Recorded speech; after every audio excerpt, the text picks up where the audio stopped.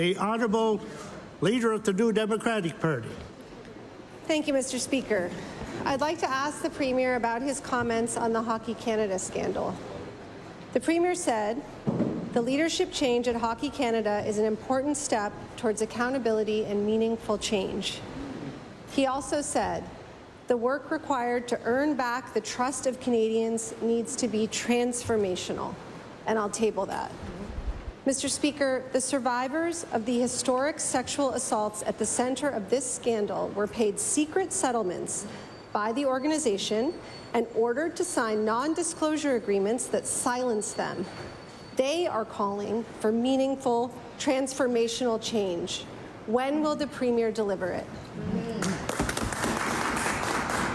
The Honourable Premier.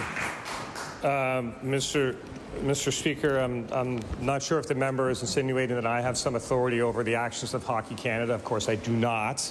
But what I would say is the change in leadership of Hockey Canada, it was a good step. It's seen by a good step by myself for sure, and many Canadians. There's work to do. There are still ongoing investigations that will be conducted there. But from my perspective, I think the change in leadership was absolutely necessary, and I think that was an appropriate first step. The Honourable Leader of the New Democratic Party on her first supplementary. Mr. Speaker, the Premier called for change within Hockey Canada. But after that, the Minister of Justice said that banning the use of NDAs, non-disclosure agreements, in the cases of sexual assault is not a priority of this government.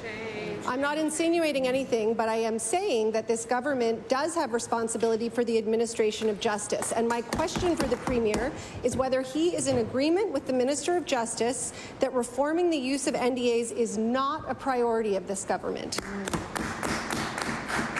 The Honourable Premier. Thank you, Mr. Speaker. I thank the member for this important question. The voices of victims are incredibly important and must be respected and listened to for sure. That is a priority of our government, Nova Scotians and Canadians for sure, listening to the voices of victims. But, Mr. Speaker, the specific question on NDAs is one that the government is taking very seriously. We are doing research on that. We want to make sure that any step we take is the appropriate step for sure. And I would encourage the leader of the NDP when thinking about leadership abilities on NDAs, maybe they can start with their own caucus and remove all their employees and previous employees from their NDA agreements.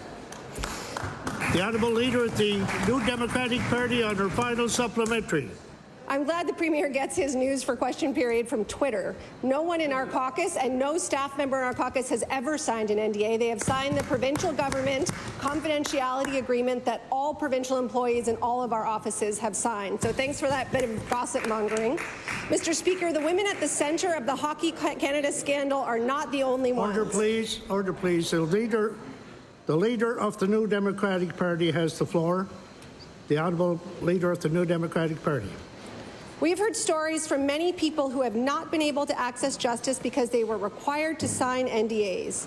The minister says he takes it seriously and he's watching, but PEI has acted. Several U.S. states are acting, and this is just not an adequate excuse. NDAs that are used to cover sexual assault are wrong, and they, again, are at the heart of this scandal. They perpetuate a culture of patriarchy, misogyny, and silence.